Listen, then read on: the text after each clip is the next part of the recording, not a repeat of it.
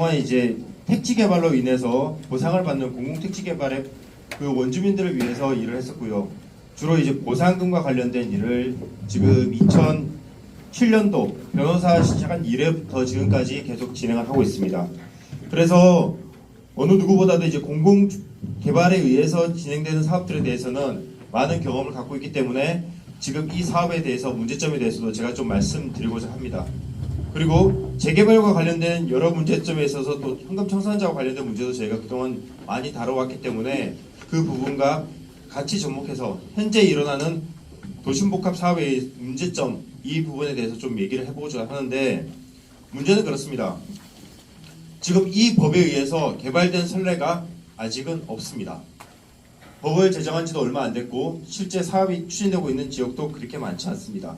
지금 우리처럼 이제 지정되고 주민들의 동의를 구하고 이제 사업을 시작할까 말까 하는 단계들이 많습니다. 그러다 보니 무엇이 문제고 어떻게 닥칠지 사실 예측하기가 너무 어려운 부분들이 있습니다.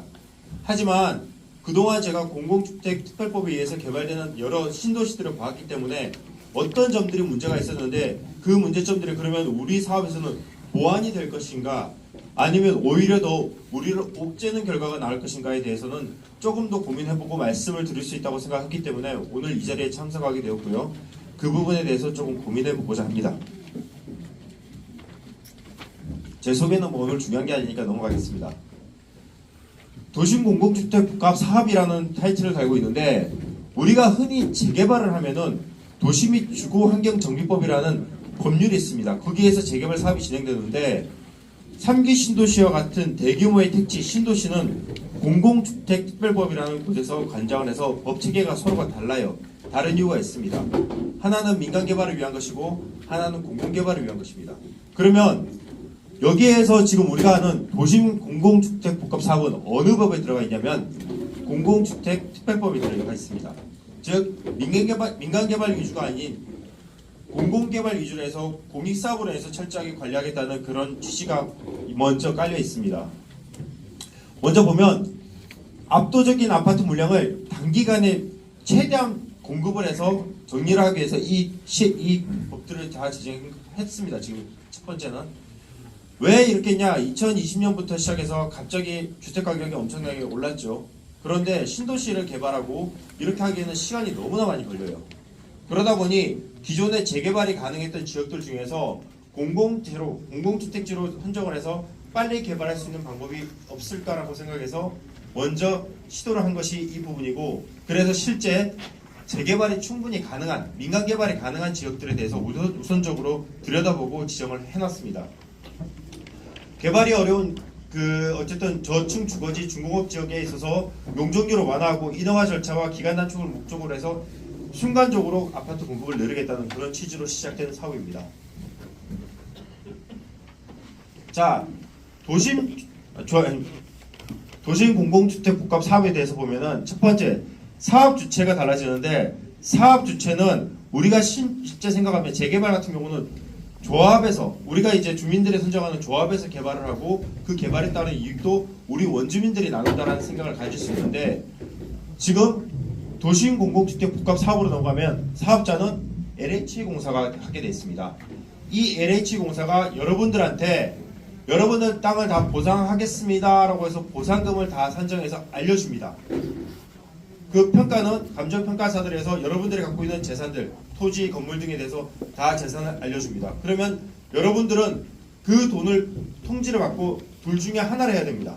하나는 통지받은 그 금액을 가지고 내가 당신들이 개발하는 여기 아파트를 분양받겠습니다라고 해서 이 돈을 다시 넣게 됩니다. 즉 내가 5억이란 보상금을 통지를 받았는데 이 5억이란 보상금을 향후 당신이 개발되는 아파트에 넣겠습니다 라고 해서 그 돈을 찾아가지 않고 나중에 아파트로 받을게요 라고 합니다. 그러면 저희 같은 경우는 두 가지가 걱정되겠죠. 지금 이 5억이란 보상금이 적정한 보상금인가? 왜냐하면 내 땅이 적어도 한 6억 7억 갈 줄 알았는데 5억이란 금액으로 보상을 해놓고 그 금액만큼의 아파트를 주겠다고 하면은 저는 그대로 손해를 보는 거기 때문에 첫 번째, 나한테 주어진 보상금이 적절한 금액인가? 두 번째, 공급되는 아파트 가격이 괜찮은 시세보다 훨씬 저렴하게 나한테 굉장히 이득이 주어지는 부분에 있어서 공급되는가, 이 두 가지가 이제 관점이 될 거예요. 다시 얘기해서 내 땅을 적절하게 평가를 해줄 것인가, 그리고 앞으로 공급되는 아파트를 적정한 금액에 있어서 나한테 공급을 해줄 것인가, 이 두 가지가 되는데, 첫 번째 단초를 보죠. 나에게 적정한 보상금으로 통지될 것인가라는 걸 하나 말씀드릴게요. 공공개발지로 들어가면은 여러분들한테 보상금이 주어질 때 감정평가사들에 의해서 평가가 되는데, 첫 번째 원칙이 있습니다. 개발이익 배제 원칙이 적용된 보상 가격이 주어집니다. 개발이익 배제 원칙이 주어진 보상 가격이라는 게 뭐냐면, 어떤 지구에 아파트가 들어선다고 합니다. 그러면 주변 땅값들은 어떻습니까? 들썩이죠. 올라가죠. 이거는 여기가 개발된다는 이유 때문에 올라간 거예요. 그러면 나는 보상할 때 어떻게 하냐면, 내 보상 가격에서는 여기 아파트가 짓는다고 해서 올라간 가격을 반영해 주지 않아요.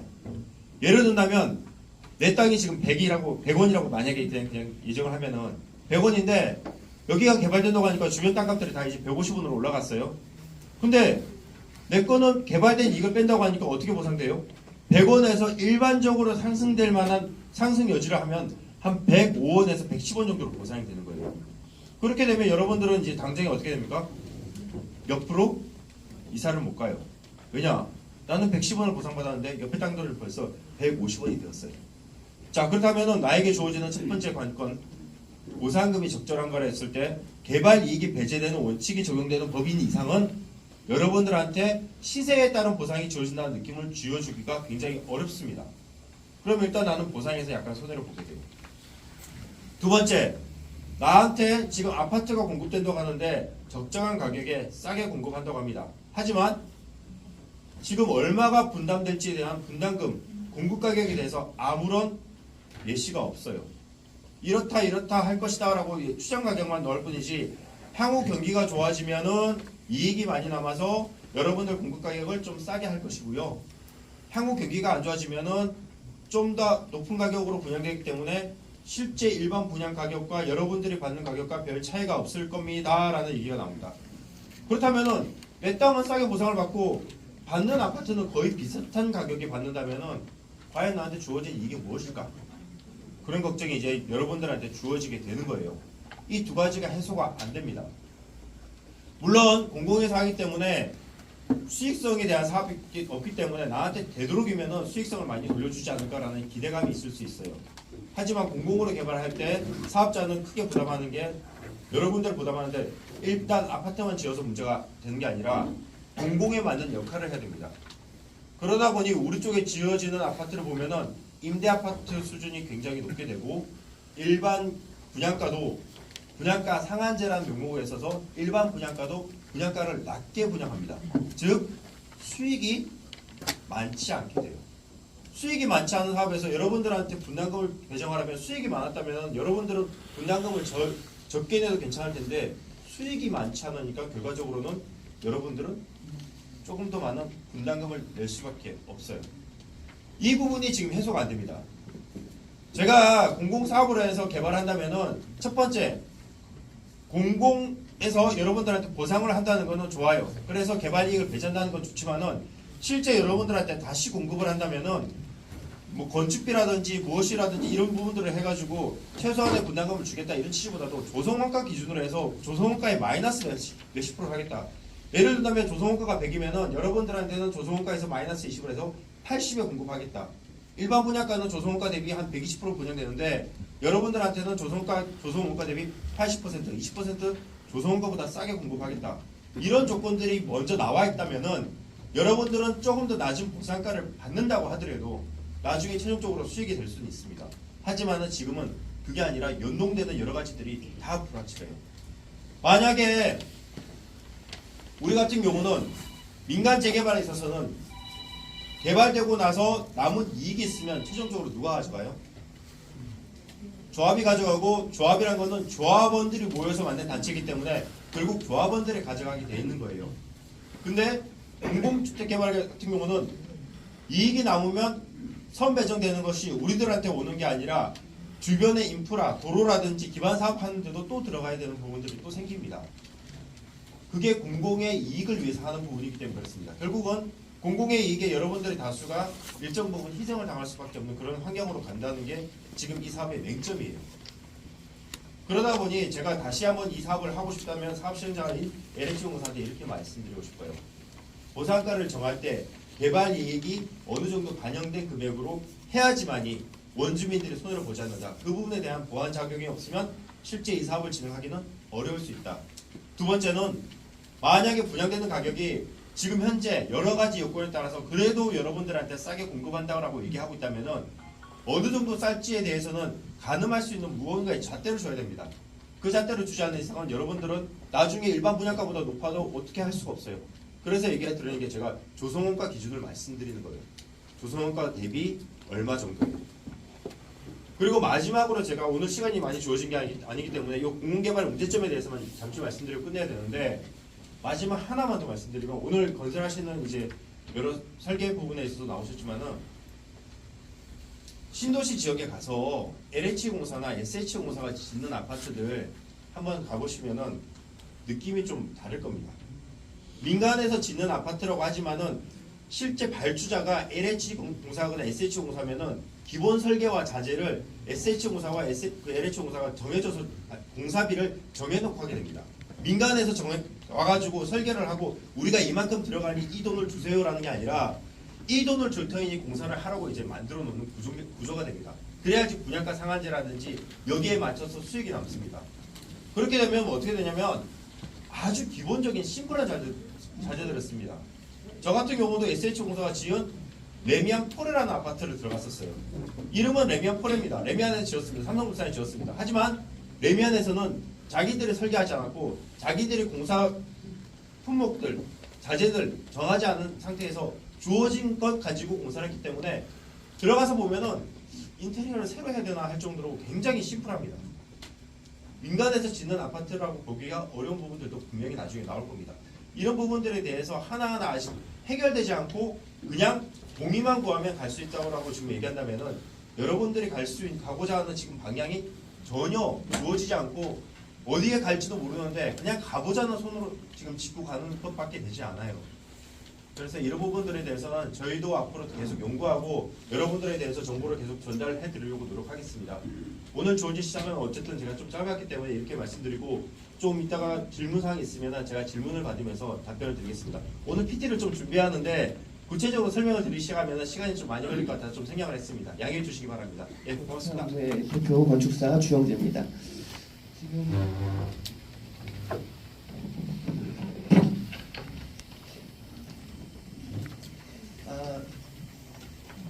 아까 변호사님께서 건축 부분까지 다 섭렵해서 말씀하신 거 보니까 경험이 아주 풍부하시다는 거 제가 다시 한번 인정을 드립니다. 지금 저희 사무소는 정비사업, 이제 재개발 재건축 위주로 이제 운영을 하고 있는데 이 공공과 함께하는 재개발 재건축 이게 유럽의 어떤 나라보다도 열심히 하려고는 하지만 그 수준이 아직까지 제도나 뭐 여러 가지 결과물의 수준들이 실제로 만족할 만큼 나오기가 어려운 좀 안타깝긴 하지만 뭐 LH도 열심히 노력을 하지만 그런 구조는 사실 있더라. 그거는 정말 사실입니다. 그래서 제가 오늘 말씀드린 거는 여러분 우리 땅에 어떤 아파트가 어떤 식으로 배치되고 어떤 상품이 들어올 수 있을까 이것을 살짝 좀 상상해보는 그런 시간 정도로 좀 생각하면 좋겠습니다. 또 한 가지 궁금하신 건 용적률 뭐 이런 거잖아요.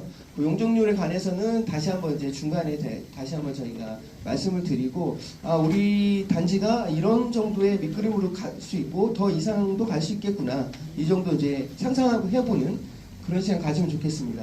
저는 딱 재개발 재건축하면은 이 두꺼비 집 생각이 납니다. 내 집 줄 테니까 새 집 다오. 네. 그런 어떤 이 단순한 이 두 가지에 여러 가지 행정 절차가 많이 있잖아요. 근데 어떻게 얼마나 좋은 걸 받을 거냐, 또 얼마큼 내 집에 대한 가치를 받을 거냐 그런 걸 중요하죠. 오늘은 그것의 구성이 어떻게 되는지 그런 걸 좀 상상해보는 시간 가졌으면 좋겠어요. 그래서 이제 저는 건축사로서 제가 할 수 있는 것과 이제 전문적으로 이제 할 수 없는 것들이 있는데 저는 뭐 입지나 금리 시세 또 누가 시행자가 되느냐에 따라서 사실은 건축 설계가 영향을 받습니다. 저희를 제어를 하거든요. 그러면 저희가 따라가서 누가 주인이냐, 조합이 주인이냐, 공공이 주인이냐에 따라서 오더가 많이 다르겠죠. 예. 그래서 이제 우리가 할 수 있는 것을 최대한 한다면 어떤 부분이 있을까 이런 고민을 좀 해봤습니다. 결국은 이제 건축 설계는 그 상품을 만들어내는 그런 디자인이고 배치고 그렇습니다. 단위 세대가 곧 배치입니다. 아파트는 단위 세대는 좋은데 배치가 안 좋을 수 없습니다. 배치가 좋으면 단위 세대도 좋은 거예요. 그런 어떤 기술적인 부분이 있습니다.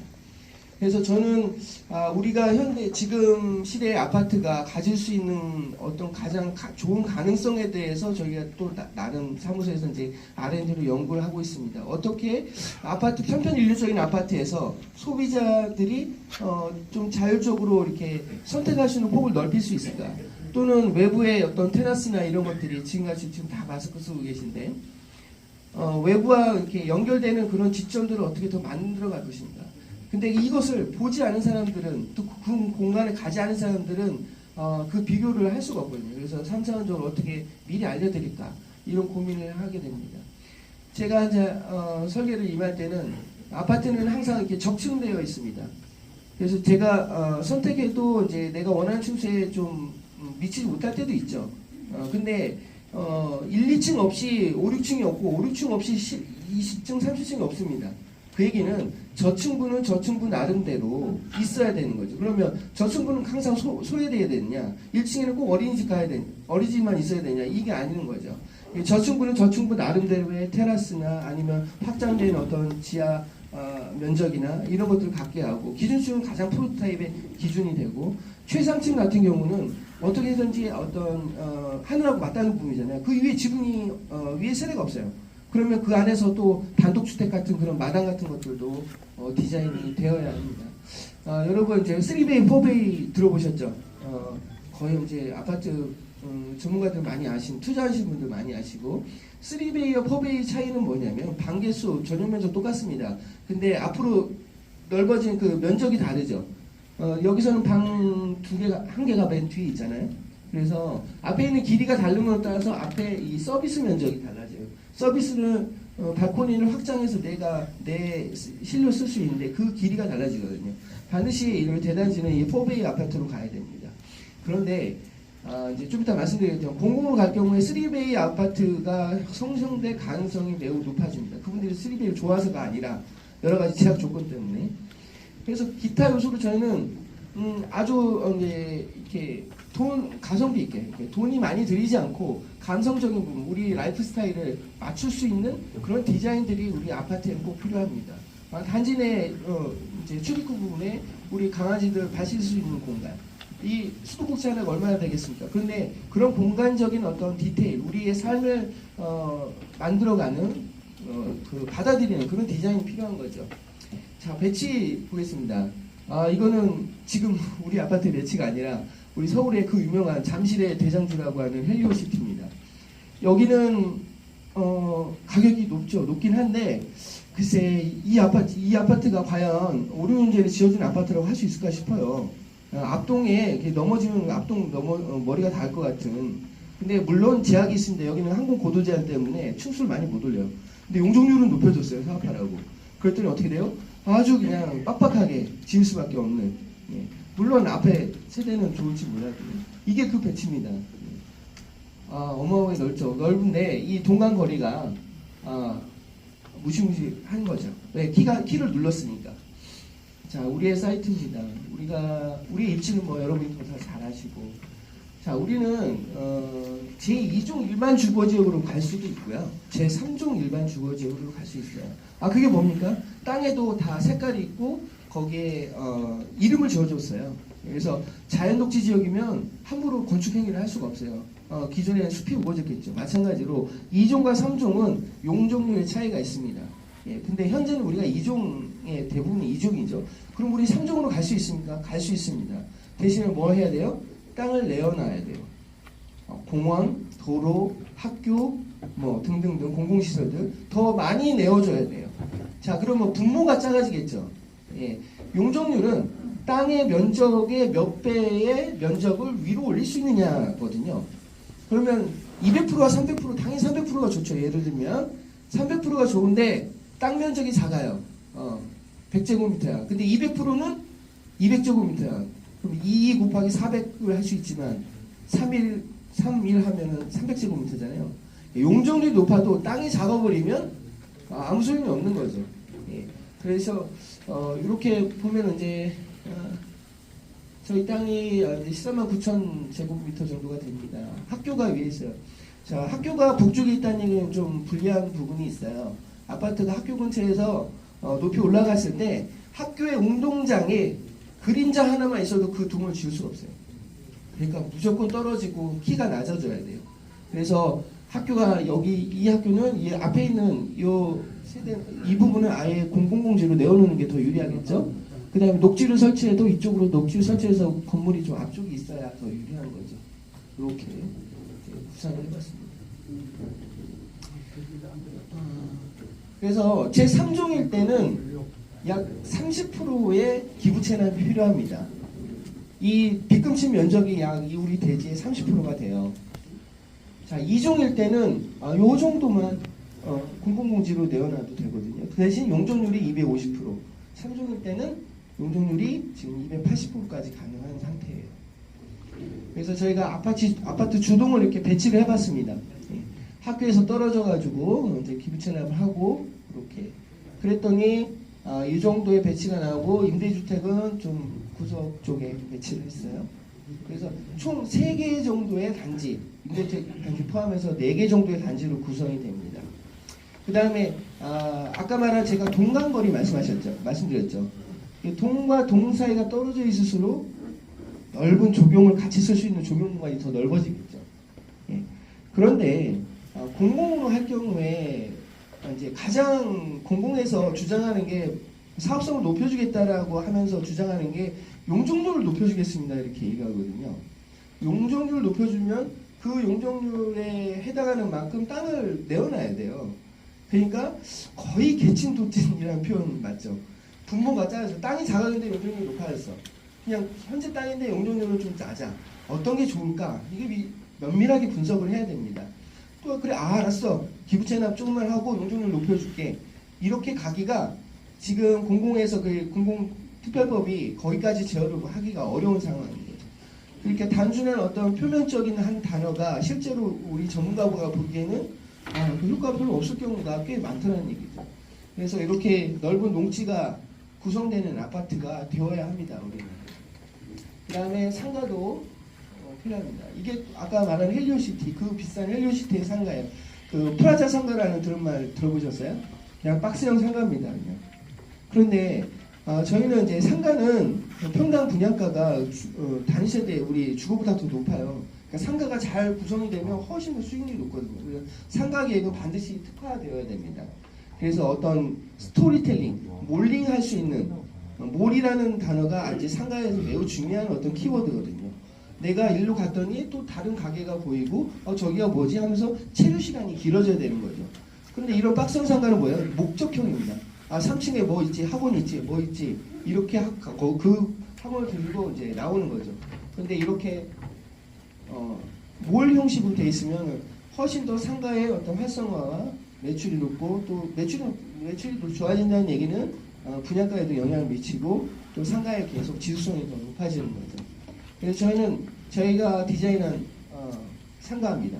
아파트 단지 상가인데 이렇게 분위기가 스토리가 있는 그런 상가로 우리는 반드시 디자인되어야 됩니다. 그래서 면적은 당연히 법적 면적을 맞춰야겠죠. 그렇지만 아까 같은 그런 프라자 상가가 아니라 여기서 길 가다가 몇 동 몇 호 언니를 만날 수 있고 친구들을 만날 수 있고 여기서 차 한잔도 할 수 있고 어디 멀리 나가지 않아도 우리가 규모가 크니까 충분히 상가의 어떤 그 규모가 나오거든요. 자, 그래서 전체적으로 우리가 남쪽으로 동서로 이렇게 가로로 긴 땅이잖아요. 그것은 전반적으로 봤을 때 해를 많이 받을 수 있는 그런 좋은 장점을 가진 땅 모양을 가지고 있어요. 그 다음에 아파트가 들어서면 최소한 녹지에서 이렇게 걸어 다닐 때 시야가 넓어져야 됩니다. 이렇게 아파트 동백치가 있더라도 1, 2층 필로티라고 하죠. 기둥으로 세대를 넣지 않고 시야가 확보되는 그런 축들을 만들어 나가야 됩니다. 공원이 있으면 당연히 공원 쪽으로 또 열려야겠죠. 자, 네, 이런 어떤 필로티 공간도 휴게 공간도 잘 디자인되어야 됩니다. 그 다음에 스카이 커뮤니티 이제 어느 순간 이제 유행이 됐어요. 실제로 아파트가 이제 성약과 같은 아파트가 아니라 실제로 공동으로 사용할 수 있는 그런 어떤 시설들에 대해서는 아파트의 꼭대기층에 설치가 돼서 완전히 랜드마크의 그런 어떤 디자인들이 나와야 됩니다. 그다음에 조경 녹지 공간도 이렇게 부대 시설이 지하되면 햇빛이 안 들어오잖아요. 이렇게 썬큰 공간을 통해서 마치 1층처럼 활용할 수 있도록 하는 좋은 아이디어들도 우리가 활용해야 됩니다. 저희가 이종 일반 주거 지역에서는 최대 25층까지 한번 설계를 해봤습니다. 그래서 이거 높이 고도나 이런 높이 제한을 어느 정도 받기 때문에 저희가 그렇습니다. 용적률 220%고요. 총 3,030세대 정도가 현재 계획되었습니다. 자, 3종 일반 주거로 갔을 때는 공원이 좀 더 커졌죠. 그러니까 동배치를 할 공간이 더 좁아졌다는 거죠. 근데 아이러니하게도 현재로서 3종 일반 주거 지역으로 갔을 때 기부 체납을 10%를 더 하고 나니 땅이 적어지니까 오히려 세대수가 다소 거의 비슷해요. 큰 차이가 없는 상황 부분이 있습니다. 그래서 저희가 용적률을 이제 280%랑 같지만은 또 기부 체납을 30%가 아니라 조금 더 협상에 의해서 기부 체납 조금만 하자. 이런 정도의 어떤 협상이 있을 수 있겠죠. 그렇게 된다면은 좀 세대수가 더 확보되는 100세대 정도 더 확보될 수 있는 상황입니다. 우리 원주민이 1,700분으로 제가 알고 있습니다. 그래서 합성은 충분히 나을 것 같습니다.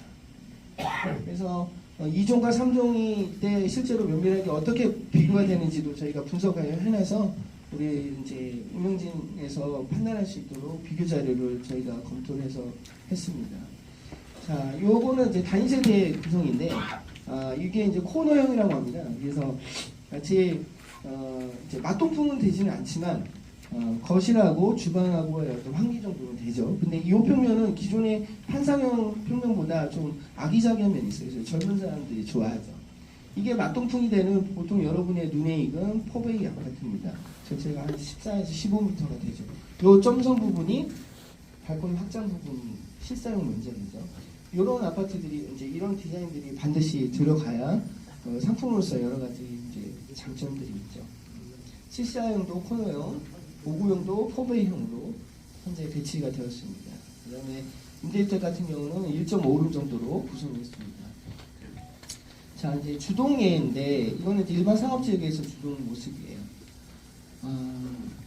일반 이것도 이제 최근에 분양한 현대건설의 그래서 저는 이제 아까 말씀드린 것처럼 아파트가 결국은 이렇게 적층돼서 써 있는 거라면 하늘에 닿는 부분, 이제 중간 부분, 그다음에 땅에 닿는 부분들이 각각 잘 디자인돼서 그 나름대로의 장점을 가져야 된다고 생각하거든요. 그래서 저희가 펜트층 같은 경우는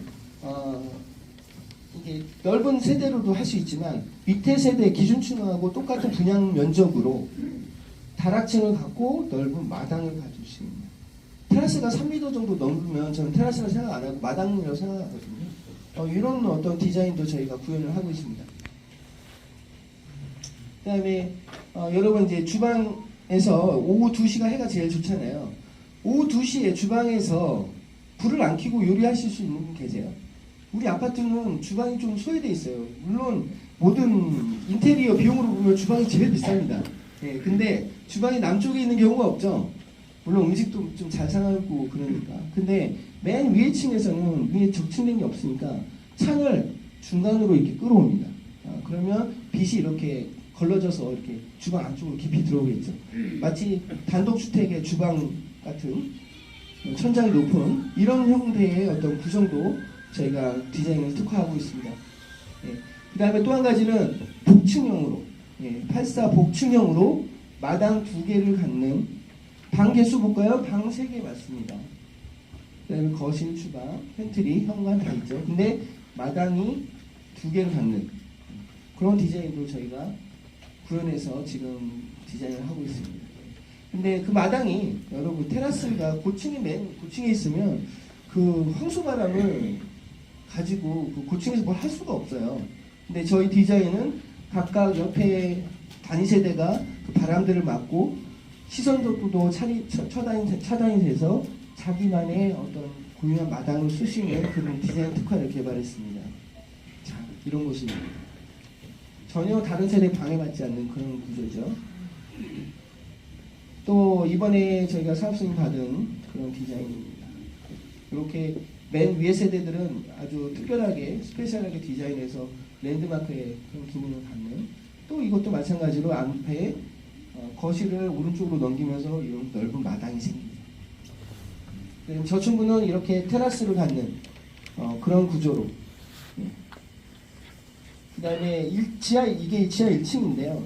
1층 세대는 지하 1층하고 같이 연계하면은 면적도 늘리면서 세대를 더 면적을 늘릴 수가 있어요.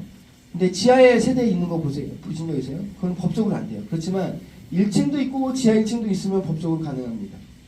그래서 이런 지하 1층을 특화하는 그런 면적. 이거는 어떻게 될까요? 주차를 하고 우리가 엘리베이터를 타잖아요. 올라가야 되니까. 주차를 하고 바로 현관문 열고 들어갑니다. 그런 어떤 단독주택의 그런 느낌이죠. 자, 그래서 저는 일단은 지금 여러 가지 이제 큰 방향들을 결정하고 사업의 방향들을 결정하는 순간이긴 하지만 우리가 빨리 가야겠구나. 어떤 게 더 신속하게 사업을 갈 수 있고 그 다음에 적정한 어떤 보상을 받으면서 우리한테 더 이익이 되는지에 대해서 많이 고민하시겠죠. 그 조합에 발맞추어서 어떻게 디자인을 할지 고민하는 그런 어떤 전문가들을 만남을 기대를 합니다. 그 다음에 아까 말씀드린 용적률 말씀드리겠습니다. 그래서 용적률이 높아지면 이제 기부 채납을 많이 해야 됩니다. 그러면 세대가 뭐 100세대 더 늘어날 수도 있어요. 근데 땅이 작은데 용적률이 높을 경우는 어떻게 될까요? 키가 높아지겠죠. 근데 키가 또 한정적으로 높아진 뭐 항공 고도 제한을 국토부에서 없애줄 수는 없어요. 여러분 비행기장 옮기지 않는 한.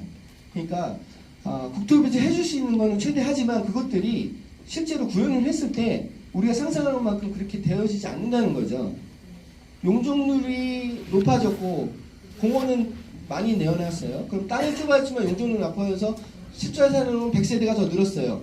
그렇지만 그 타워의 아파트의 모양은 어떻게 될까요? 저런 판상형이 나올까요? 나오지 않습니다. 3베이 위주로 땅땅한 구성이 되겠죠. 그 다음에 앞에 동간거리는 어떻게 했어요? 땅이 좁아졌는데 가까워야죠.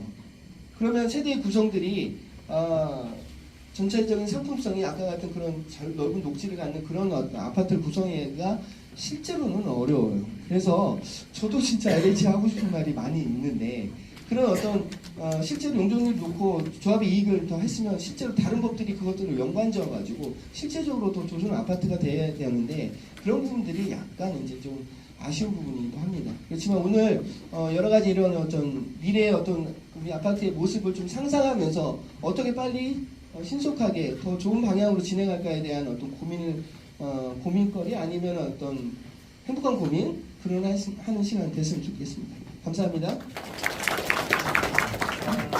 어제 설계 잘 설명 들으신 것 같고요. 전 조금 더 숫자적으로 좀 분석을 좀 해봤습니다. 그래서 관련된 내용들을 설명드리고 나중에 이제 Q&A 시간을 질문 저희가 받도록 하겠습니다.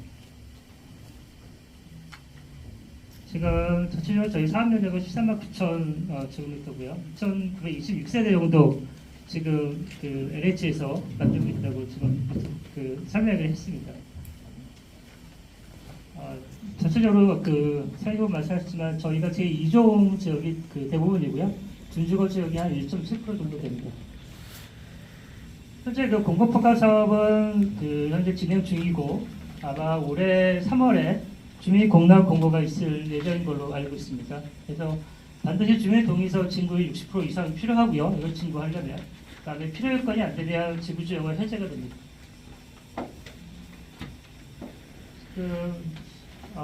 저희가 봤을 때 LH 주도가 된다고 하면 만약에 이게 강제 수용이 될 수도 있고 여러 가지 전에 하지 말씀하셨지만 보상 문제도 있고 그 외에 LH 쪽에서 정보 공개를 잘 안 하려고 하는 경우가 있어요. 그래서 유튜브 보셨겠지만 저희도 이제 유튜브의 정보를 가지고 저희가 이제 추정을 한 건데 명확한 정보나 숫자나 이런 것들을 잘 공개를 안 하려고 해요. 그 이유는 제가 잘 모르겠습니다. 하여튼 그런 것 때문에 사실 저희가 이제 숫자나 이런 것들을 만들기가 좀 곤란하게 했는데, 하여튼 후반에 저희가 만든 숫자를 좀 보여드리겠습니다.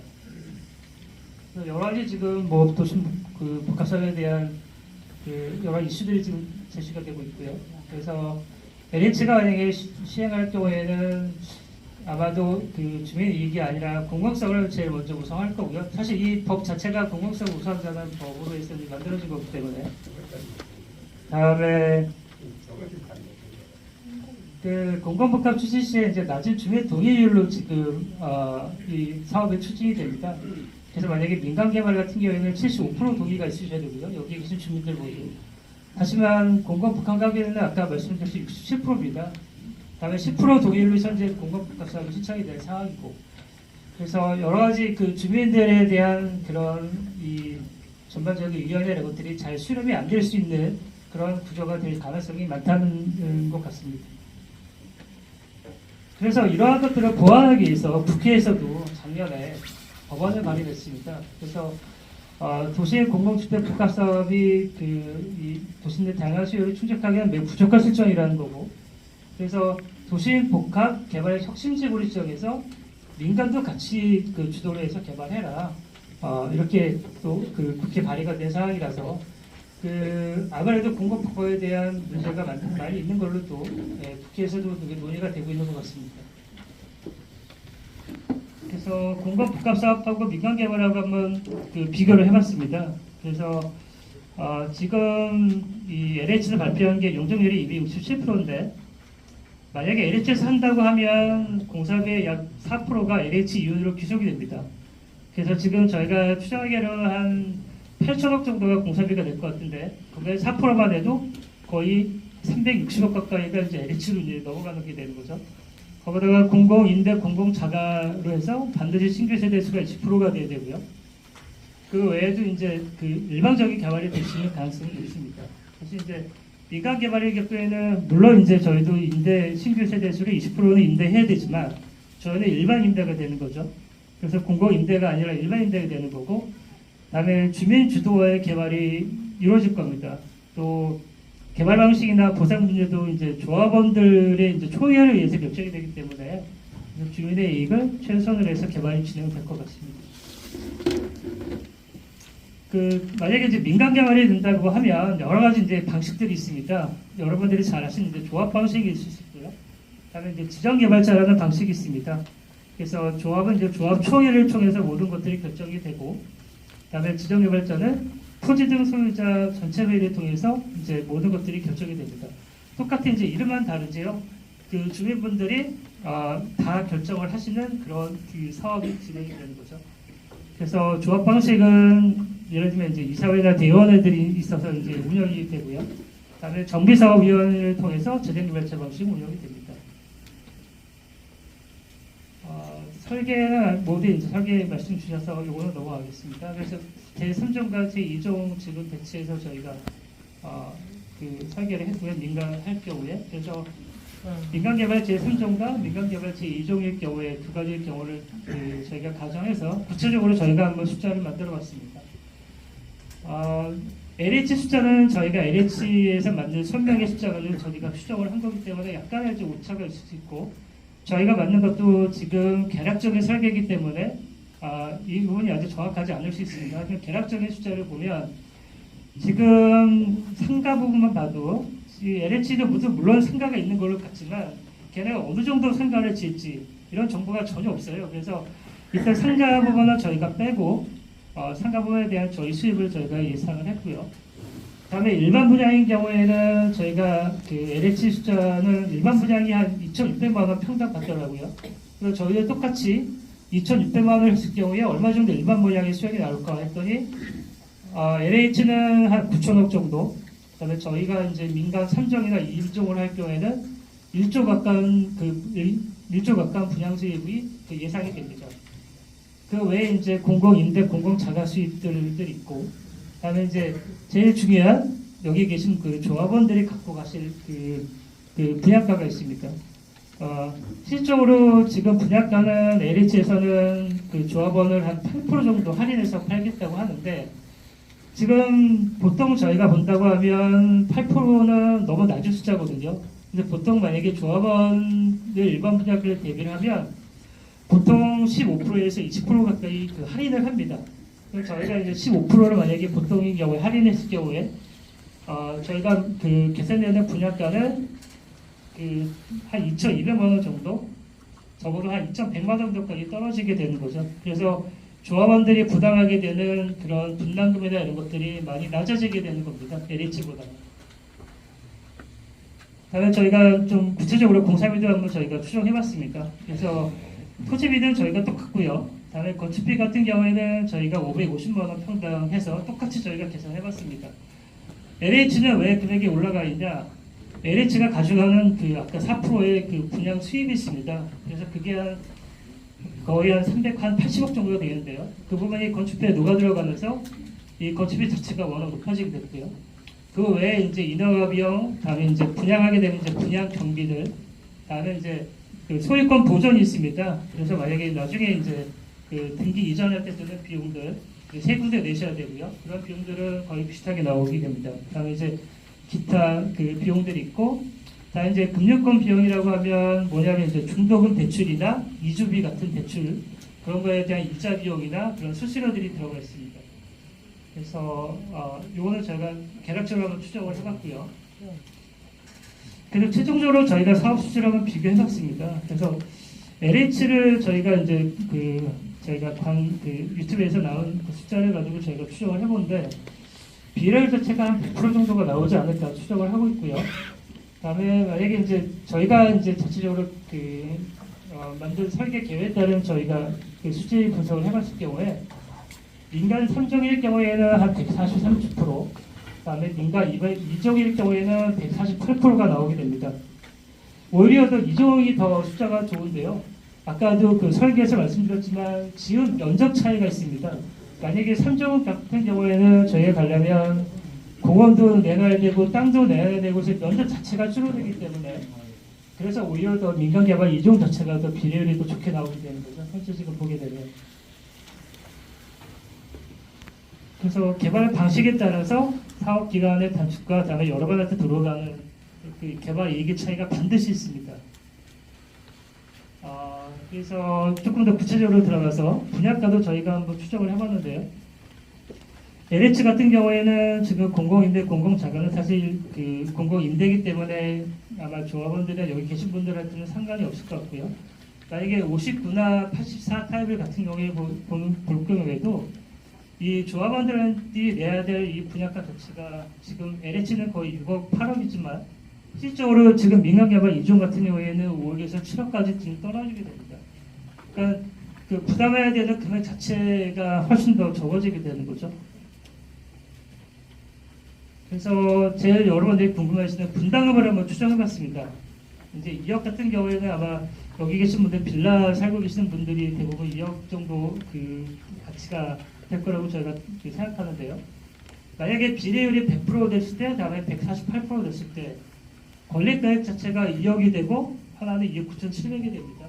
그러면 저희가 분양가 계산한 거 가지고 요 차이가 봤을 경우에 실적으로 만약에 이제 이 아파트를 분양을 받는다고 생각한다고 하면 이제 돈을 내셔야 되는 분이 LH 같은 경우에는 만약에 46타입 같은 경우에는 2억 9천을 내셔야 되고요. 추가적으로 부담금이. 다음에 59타입 같은 경우에는 4억 가까이 되는 데를 추가적으로 내셔야 그 아파트를 이제 들어가시게 되는 거죠. 실질적으로 민간 2종으로 같은 경우에는 그 금액 자체가 확 줄어들게 되죠. 그래서 8,900만 원이 되고, 다음에 59타입 같은 경우에는 2억 4천 가까이 떨어지게 됩니다. 물론 이 숫자 자체가 지금 정확하진 않습니다. 물론 LH 숫자도 저희가 추정을 했기 때문에 정확한 건 아닌데, 만약에 이 비율 자체가 저희가 근접하게 된다고 하면 분담금 자체는 이런 식으로 갈 겁니다.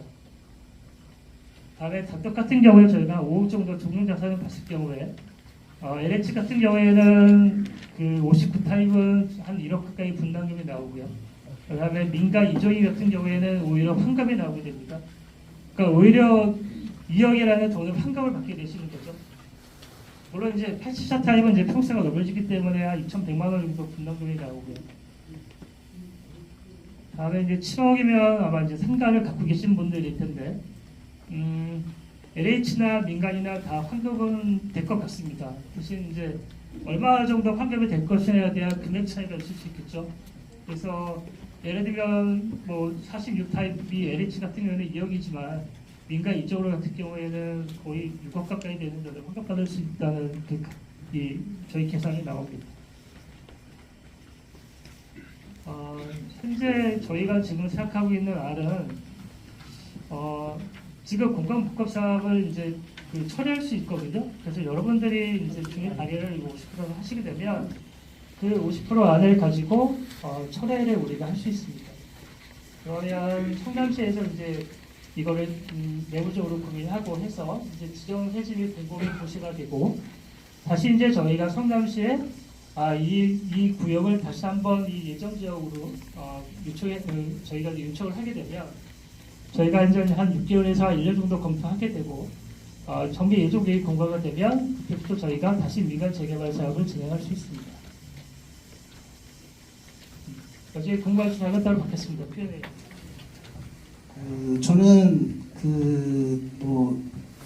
꼭 여기 사람이 살다 보면 원튼 원치 않든 관여가 되어져서 계속 그 일을 할 수밖에 없는 그런 상황이 되어질 때가 있습니다. 이 일을 처음부터 제가 했던 건 아니고 작년 12월 달부터 어떤 계기에 의해서 이걸 하게 되어졌는데 사실은 저도 여기에 투자를 해놓고 등기를 사실은 치질 못했어요. 이 법 때문에. 그래서 이제 이해관계인으로 제가 했는데 이제 어떤 분들께서는 도대체 당신 자격이 없는데 왜 단톡방에서 이렇게 떠들고 얘기를 하느냐 저한테 많이 그 질문도 하셔서 제가 그때 약속한 게 꼭 나와서 말씀을 제가 드리겠다. 그 부분도 오셔서 질의응답도 하고 제가 쭉 여기 정리해 놓은 거는 제가 이쪽 일을 사실 하고 있습니다. 공공사업에 대해서 일을 하고 있는데 제가 시간 관계상 좀 많이 말씀드리고 싶은데 질의응답도 충분히 해드릴 수 있을 것 같아서 최대한 짧게 제가 말씀을 한번 드려보겠습니다. 저는 2014년에 미서신도시 원주민 생태 용지 개발 사업을 했고 18년에 똑같은 일을 했습니다. 원주민 생태 사업이 뭐냐 그러면 지금 여러분들이 하고 있는 것하고 똑같은 거를 LH하고 같이 일을 했던 실제 사례가 있는 사업입니다.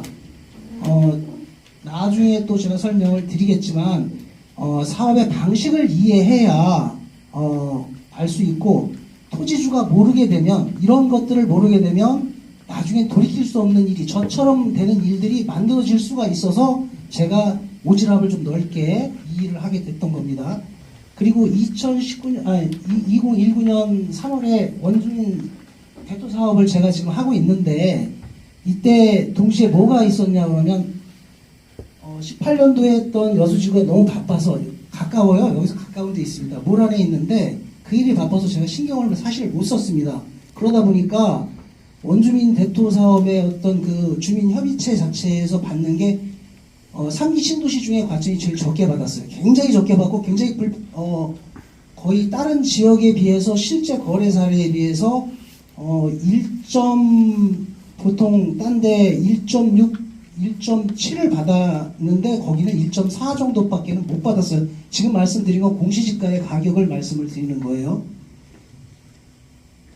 이게 도심공공개발사업 접근 방식일 때 주의점을 제가 놓은 게 제가 겪은 일을 말씀을 드리고 모르면 이렇거든요. 이게 처음 하는 사업이거든요. 근데 얘가 공공주택특별법이라는 거는 그 공익을 위한 거예요. 그래서 근데 이거를 사실은 과천 3기 신도시나 이런 데 같은 경우에는 보면 그린벨트예요. 지금 3기 신도시들은 거기는 뭐를 해제해 주느냐면 그린벨트를 풀어주는 굉장히 큰 메리트가 있어서 그래도 주민들이 받는 걸 제대로 못 받는데 이익이 많이 나는데도 안 주는 거예요. 근데 도심에서는 주거지예요. 이게 평생 모은 집들인데 공공은 목적이 공공을 빨리 공공을 위해서 수용을 하고 빨리 진행하는 게 목적이에요. 지금 그래서 과거 사례 그 다음에 입법 취지 진짜 잘 살펴봐야 되는 겁니다. 저 들어보시니까 지금 전문가들 말씀하셨는데 이해가 가시나요? 저도 어려워요, 사실 이게. 저는 많이 10년 동안 이거를 겪어봤기 때문에 이 법에 대해서 들어도 어느 정도 알 정도인데 처음 들으시면 저도 접근할 때 굉장히 어려웠거든요. 좀 빨리 갈게요. 이게 정비사업은 이게 원래 재개발 도심에서 했던 거는 공공 개입이 안 됐었어요. 그냥 민간이 재개발 재건축 두 개, 아파트 기반시설 잘 돼 있는 데는 그냥 아파트를 하는 걸 재건축이라고 그러고, 이 지금 우리 금강 이교동처럼 이 기반시설이라는 건 도로, 상하수도 뭐 이런 걸 얘기하는 거예요. 이런 게 그거가 안 돼 있기 때문에 전체를 다 밀고 가는 걸 재개발이라고 합니다. 이거를 공공이 좀 해보겠다. 언제 했냐 그러면 여기 그 공동시행자 방식이라고 되어 있는 게 이게 5.6 대책하고 8.4 대책은 김현미 국토부 장관이 이제 시작을 했어요. 그때는 뭐냐면 참여 방식이에요. 그러면 주체는 주민들이 주체가 되어 있었어요. 그때까지는. 근데 변창흠 씨가 와갖고 보니까 야 이거 LH는 고생만 하고 남는 게 하나도 없다. 이건 수용 방식으로 가야 되겠다. 이렇게 해서 시작을 한 거예요. 그게 우리가 어디냐 그러면 공공의 직접 시행자 방식이고 그게 2.4 대책에서 3080 그게 이거예요. 자, 제가 좀 여기서도 할 얘기가 되게 많은데 질의응답도 있으니까. 왜냐하면 여기 그 아까 제가 들어올 때 굉장히 험난했던 게 다른 분들이 다 주민들인데 그분들이 반대하는 거는 몰라서 그럴 수도 있어요. 알고 나서 질의하면 제가 답변해 드리려고 사실 그랬던 거고 그 시간도 좀 가지려고 그래요. 이게 주체가 주민일 때하고 시행자일 때의 차이를 제가 비교해 놓은 거예요. 아까 얘기했던 시행자는 수용 방식으로 가져갈 수가 있어요. 좀 이따 설명을 하겠지만 간접한과 방식으로. 근데 무슨 방식이냐? 수용 방식. 예전에 토지보상법이라고 어르신들 들어보셨을 거예요. 그거는 토지보상법은 보상을 그래도 해주려는 목적이 있는 거예요. 그게 한 10년 전인가 정확히 기억은 안 나지만 바뀐 게 뭐냐면 공익사업을 위한 취득 및 보상에 관한 법률이에요. 공익사업을 위해서 취득한다는 거예요. 그 법은. 그거는 결국은 이거는 공익사업을 할 거니까 너희들은 그냥 딱 내놔라. 이거하고 똑같은데 이걸 갖다가 하게 되면 사업주체가 되면 보면 사업이익이 주민이라고 그랬잖아요. 민간이 하면. 그게 여기서 사업이익이 뭐냐면 비례율이 들어가지는 거예요. 비례율 어렵잖아요. 무슨 얘기인지. 전체 사업에서 비용을 빼고 수익이 나오는 거를 내 권리가액에 곱한 게 비례율이에요. 그러면 내가 사업이익이 남으면 금액이 낮아지는 거거든요.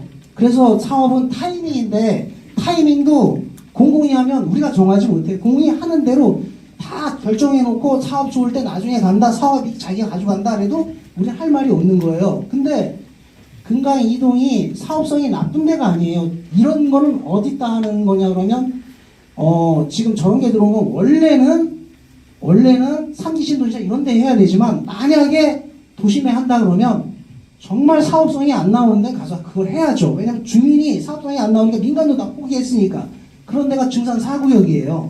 근데 우리 주민들이 나서서 이런 것들 있는데 해보지도 않고 좀 알아보는 거를 그냥 막아버린다고 한다 그러면 이거는 주민들이 잘못된 거고 저는 너무 답답하더라고요. 전 한 3개월 정도밖에 안 됐지만 이게 누군가 나서서 이런 걸 알리고 하는 게 굉장히 어떻게 옆에서 보면 오지랖이고 왜 나서서 저거를 할까? 저 일도 바쁘거든요, 사실. 그러면 옆에 분들 도움을 요청하신 분들이 정말 힘들겠구나. 모를 때는 이럴 수 있고 그냥 돌팔매도 맞고 욕도 먹고 하니까 너무 힘들겠다. 이런 생각 때문에 제가 한 거고 제가 이 유튜브로 나중에 다시 설명을 한번 더 드릴게요. 넘어가겠습니다. 많으니까. 이게 아까 얘기했던 게 이런 부분들이에요. 이런 게 정말 없기 때문에 공공시행자 방식이 직접시행자로 바뀐 그 원인이 뭐냐 그러면 사업이익이 이게 많이 나오는 데만 골라서 LH도 해요. 사업자니까. 맞아요. 공공에 주려면 사업이익이 나와야 줄 수 있어요. 여기서 제가 알기로는 성남에 4군데 중에 한 군데가 된 거예요. 보니까 여기가 사업이익이 제일 많이 나오니까 그거 갖다가 하겠다는 거예요. 다음이요. 이게 아까 제가 앞에 얘기했던 그 공공주택법 특별력 시행 40조 1항에 보면 공공주택 사업자는 복합지구에서 복합사업을 시행하기 위하여 필요한 경우에 토지 등을 수용 또는 사용이라는데 필요한 경우라고 얘기했는데 이건 어떤 얘기냐면 지구 지정되고 난 뒤에 우리가 왜 수용하냐 미리 얘기해서 이거 아무 의미가 없다는 거예요. 지구 지정하고 나면 그래서 지금도 우리 여기 이거 설명회 하는 거 엄청 힘들었거든요.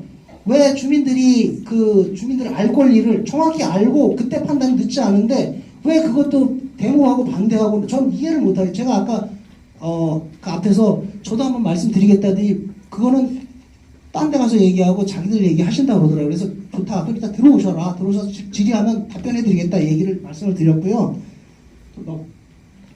자, 이게 재개발 정비 사업하고 도심공공주택 사업의 그 차이점이 있는 거예요. 아까 얘기했던 그 감정평가하고는 전혀 상관이 없는 건데 또 얘기 드릴게요. 이게 국공유지 무상양수소 평가라는 게 있어요. 이건 제일 먼저 할 때 우리가 24%의 국공유지가 있어요. 이거는 우리가 주민들이 하려면 이익이 이 공시지가보다 싸요. 근데 이 금액으로 우리 거를 거꾸로 준다는 거하고 똑같은 거예요. 반대로 놓고 보면 그 도심 같은 경우에는 협의보상 보상 감정 가격 저게 우리가 받아야 될 가격이에요. 거기에 비례율 같은 게 없는 거예요. 그 다음에 종전자산 및 종우자산 평가 이거는 이 재개발 재건축의 절차상 이제 그 조합이 설립되고 처음에 예정 가격 잡고 이런 부분들이 있는 거고 그 다음에 현금 청사 목적 이거는 이제 저쪽에도 있고 여기도 있지만 그거는 결국 그거죠. 그러니까 뭐 사업을 하다 보면 난 도저히 자금도 없고 하니까 그냥 가겠다. 그러면 이 가격은 비교적 감정평가 업체가 이 평가를 할 때 재개발을 할 때는 이거는 상대평가예요. 절대평가가 아니고 상대평가는 뭐냐 그러면 우리 전체 사업에서 수익이 나오니까 전체가 줄어들든 많아지든 옆에 사람하고 나하고 차이가 똑같은 집인데 내가 적으면 기분 나쁜 거 정도인데 저기서 얘기하는 평가는 일단 뺏기는 거니까 전부 다 그거는 금액은 딱 정해져 있는 거거든요. 수용당할 때는 가급적이면 뺏길 수밖에 없는데 이게 아까 좀 전에 얘기했던 그 순서대로 좀 이해하기 쉽게 왜냐면 어르신들이 지금 들어도 또 이해하시기 굉장히 어려울 거예요. 제가 유튜브 만들어갖고 다 보내드릴 거예요. 필요하신 분들은 공부하시게끔. 이게 실제 재개발 정비사업에서 권리가격이 종전자산 곱하기 비례율 플러스 추가 분담금인데 이게 종전자산 곱하기 비례율이 돼갖고 금액이 낮아지면 내가 내일 추가 분담금이 낮아진다는 얘기인 거거든요. 결국 내 수익인 거예요. 근데 저기는 협의보상 감정가액 딱 끝나면 그 다음에 추가 금액 더해서 그냥 나오는 금액이니까 아까 설명할 때 금액할 때 지금 저분들은 굉장히 리스크를 갖고 와서 설명을 한 거예요. 왜냐하면 LH는 막강한 힘을 갖고 있어요. 사업을 설계나 이런 거를 줄 수도 있고 안 줄 수도 있고 왜냐면 도급자가 돈 주는 사람이 제일 중요하거든요. 일하는 업체들은. 근데 여기 와서 저거를 잘못 발표를 하게 되면 많이 축소하고 처음에 들어올 땐 더 이럴 수도 있다 저럴 수도 있다의 그 평가를 못 하신 거예요. 저는 개인이니까 할 수 있지만 저런 데는 사업에 영향이 있으니까 최대한 보수적으로 뽑아서 금액을 비례율 148%인가 몇 프로. 아니 잠깐만 기다리세요. 아니 잠깐만요. 그러니까 저 금방 끝내려고 노력하고 있어요. 좀만 기다리세요. 아니 그러니까 그거 아까 좀 전에 말씀하신 분이시잖아요. 자 기다리세요. 다 끝났어요. 기다리세요. 네. 자 기다리세요. 조용히 하세요. 나가시든지 그럼 질문 기회도 없습니다. 왜 저는 말할 때 아까 이거 보십시오. 이게 뭐냐 그러면 3기 신도시가 공공주택 특별법이에요. 똑같은 법이에요. 거기서 있는데 우리처럼 모르고 다 동의서 찍고 다 끝내고 난 뒤에 토지 수용 결정 68% 불복, 감정평가 절차의 문제. 감정평가 정말 중요하거든요. 절차의 문제. 저게 건수예요. 이거는 뉴스에다 나온 거예요. 그 다음에 여기 변창훈 장관이 뭐라 그랬냐면 써놨어요. 수용은 감정평가로 매입하니 메리트가 없다. 이게 왜 이 얘기를 했냐 그러면 이게 LH 사태가 나면서 자기들이 그런 거예요. 이거는 수용하는 데는 완전 바보들만 사는다. 거기 사서 들어갈 이유가 없다. 왜냐면 다 헐값 보상할 거니까. 그건 살 필요가 없다. 그래서 LH 사태에서 그거를 굳이 직원들 조사하지 마라. 이랬던 자료예요. 빨리 하니까 넘어갈게요. 자, 이거 감정평가사가 20년 동안 감정평가를 하면서 했던 얘기예요. 뭐냐 그러면 자, 감정평가 업체 세 곳을 받아요. 주민이 추천한데 LH가 추천한데 근데 감정평가업체 위에 나중에 보시면 나와요. 제가 이것도 올려드릴 거예요. 감정평가업체의 비용은 누가 준다? 사업 주체에서 줘요. 이거는 사업 주체에서 주면 사업 주체 말을 들을 수밖에 없어요. 그래서 이게 세 개 업체가 오면 정해줍니다. 너는 토지보상, 뭐 보상 해갖고 세 군데 중에 그 가장 LH 지정한 사람이 그걸 다 취합해서 이 금액 너는 100, 넌 105, 110 이 정도에서 정하자. 담합해서 써요. 이게 왜 그러냐 그러면 눈치 안 볼 수가 없으니까. 이 사람이 얘기한 거예요. 제가 얼굴까지 그대로 해서 나중에 찾아보시라고 해놓은 거고요. 자, 이게 그 내용이고, 자, 이거 평가 사례 재평가예요. 이거 제가 똑같이 해갖고 과천에 대표했다 그랬죠. 42억을 10명이 우리가 샀어요. 42억을 거래 사례예요.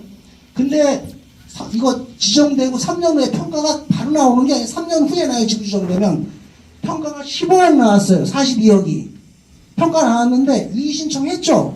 해갖고 1년 싸워서 3억 올라갔어요. 18억 된 거예요. 그러면 시점 제가 이거 발표한 거 다 찍을 거예요. 저분들이 그래서 다 LH 보고 하겠죠.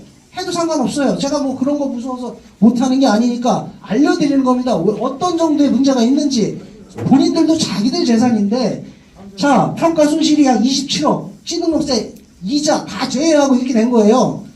행정소송까지 갈 겁니다. 그 다음에 이게 감정평가사하고 대화해요. 그 사람들은 직업이에요. 먹고 살아야 되잖아요. 말은 그래요. 정말 억울하겠다. 제가 얘기를 하면 고소를 해도 억울한데 공감해. 정말 공감한다. 이거 어쩔 수 없다. 공공을 위한 거니까 어쩔 수 없다. 이렇게 얘기를 해요. 그러나 법에 왜 정당하게 평가했다. 빠져나갈 길 다 있는 거예요. 이게 끝나고 나면 저처럼 안 생길 수 있는 분들 자신 있다게 얘기할 수 있는 사람 와서 저한테 한번 얘기해 보세요. 분명히 많이 나옵니다. 그게. 자, 이거 제가 그 수용 재결되고 제 땅 그 10분의 1 공유자 해갖고 제가 해놓은 거 그대로 다 올려놓은 거고요. 이거 유튜브로 제가 만들어 올릴 겁니다. 자, 이게 LH가 보통 보면 어떤 식으로 하느냐 그러면 국공의 24%가 여기가 있어요. 토지는 돼요. 그 다음에 공략을 굉장히 전술적으로 잘해요. 빌라 소유자들한테 하는데 빌라 소유자도 자유로운 게 아니에요. 사실은 이거 주민들이 똘똘 뭉치면 싸우자는 게 아니라 주민이 똘똘 뭉치면 우리 극대화할 수 있는 길이 있는데 왜 이렇게 가느냐 이거죠. 이거 아직 한 군데도 수용 방식으로 간 데가 한 군데도 없는데 그냥 동의서 다 써주고 다 나중에 그거 우리 대책 논의하자 의미 하나도 없는 거거든요. 그때 누가 모여서 그거를 대책 그만큼 아는 사람이 누가 있고 10년 걸려야 이만큼 공부해요. 저처럼. 그리고 다시는 그러지 말자. 근데 소있고 외환고 붙이면 뭐 하겠냐고요. 근데 주민들은 이게 아시는 분은 아시지만 반대하시는 분들은 그게 내가 보통 사람이 그렇잖아요. 내가 끌고 가서 같이 해서 이거 하자. 같이 내가 책임질게. 사실은 책임지는 말을 정말 조심해서 해야 되는 거고 반대도 내가 해서 이거 전부 다 책임질 수 있는 정도 아는 사람이면 얘기를 해야 되는데 그만큼 저는 안 된다고 생각하고 제가 너무 길어서 다 똑같은 얘기예요. 똑같은 얘기고 이거 저도